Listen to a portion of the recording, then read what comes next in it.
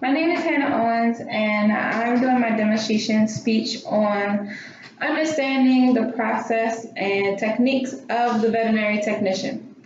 I work at an animal hospital, so I completely understand where people are coming from when they say that they have no clue what we do at an animal hospital. So, questions or things that I observe is that most owners don't really know exactly what we do out of the appointment room. And I also tend to notice that they have a sense of nervousness when we do take their pet away from them, specifically for blood draws and treatments. So I just want to share with you the various steps of veterinary technician techniques that we use to make sure that the doctor has adequate enough information and blood for testing and that you and your pet are comfortable at all times. So at first we'll start with holding for blood work. So an important hold and a very easy hold that we start off with is for cephalic vein blood draws. So the cephalic vein is located on the cranial aspect of the forelimb, which is right here. So it's in the front of the leg. So for this position, what we'll do is we'll have the patient either sternal, standing. Melody's a little nervous, so she'll be standing. And so we'll take, can you sit? Good girl. So, oh, not lay down, sit. So what we'll do is we'll take our left hand and cradle their head in between our forearm and our elbow. Melody's a little small, so she's not going to fit her whole head in my elbow.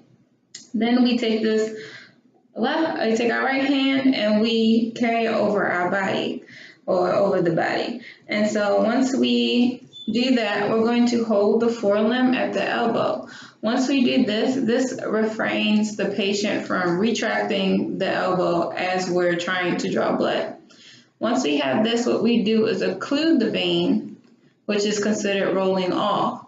Once we do that, the vein instantly pops in that situation. And it's very, very easy for us to get blood at this point.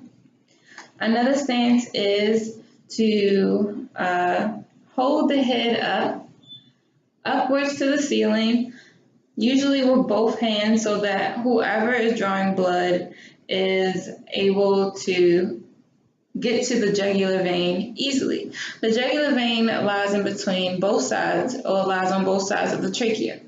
To do this, all the technician has to do is just add a little bit of pressure into the jugular grooves, which would be considered our collarbones. So they add a little pressure as the head stays up and it's perfectly still, and at that point they will draw blood and we let their head go and make sure at all times that their pet is comfortable. For this one, I'm going to have my brother, who is also my audience, Caleb, hold Melody down. For the saphenous vein venipuncture, this holding technique can sometimes cause unnecessary anxiety. I know for one because my dog has anxiety, separation anxiety, so it's very, very hard to gently, it is imperative to gently do this so that it doesn't increase stress levels. So I'll have Caleb help me hold her, lay her down. So go ahead. We'll take her back legs and flip towards the ceiling, and we'll just hold her down like this.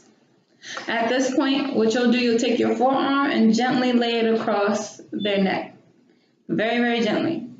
Then what you'll do is you'll take the forelimb and the hind end, and you just lay it across the table. Thank you, Caleb. You're welcome.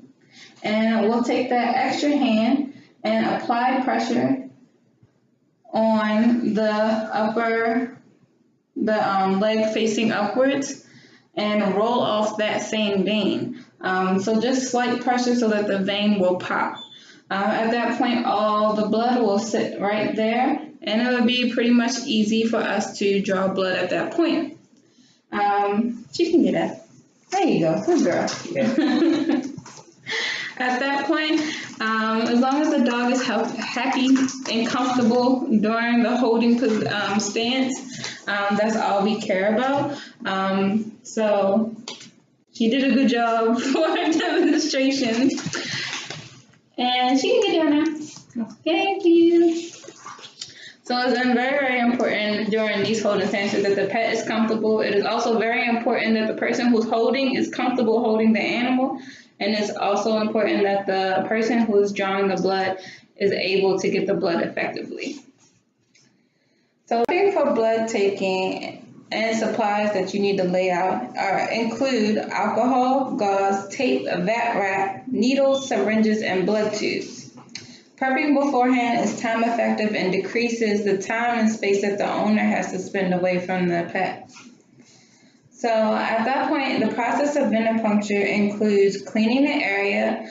Occasionally, a doctor will ask you to shave the area prior to cleaning, but not in all cases. So moving forward, we'll just clean the area. At that point, you'll place your thumb or your index finger laterally next to the vein. This stops the vein from moving as you're trying to take blood. You will then insert the needle with the bevel facing upwards. The bevel is the hole of the needle that draws out the blood. And you will angle that at a 25-degree angle specifically so you don't go past the vein or through the vein. So once the hub is filled appropriately, it is then that you can pull the plunger back and draw the amount of blood that you so needed for the test or testing. At that point, you will fill the blood tubes up and then label them. It is very, very imperative that you label blood because you cannot tell the difference between an animal by their blood. So types of needles that we use and that most animal hospitals will have in their facility are 18 to 20 gauge needles, which we use on large animals, so large dogs and cats, and farm animals. For normal blood draws, like for cephalic vein blood draws, we will use 22 gauge needles. For smaller animals, fragile veins, or multiple samples that are to be taken, for example, blood glucoses, you'll often notice that your grandparents or your aunts or uncles will have a very small needle that takes a very, very small amount of blood to test the glucose. This is the same at an animal hospital. We do not need large needles to take very, very small amounts of blood. So in this case, we will use anywhere between 25 to 28 gauge needles. So at the end of the day, our job is to make sure that you guys are safe and happy. And at most times, we do not overlook that your nervousness, your stress levels, or your anxieties. We see this every day, and our job is to help you calm down, and so that your pet also has a good experience and that you have a good and positive experience. Overall, putting your trust in us is what we train for every day. We train for it, we train for it, and we train for it. We review, we study, and we review, just so that you guys feel that you're getting adequate service and that we get to see you happy. Thank you.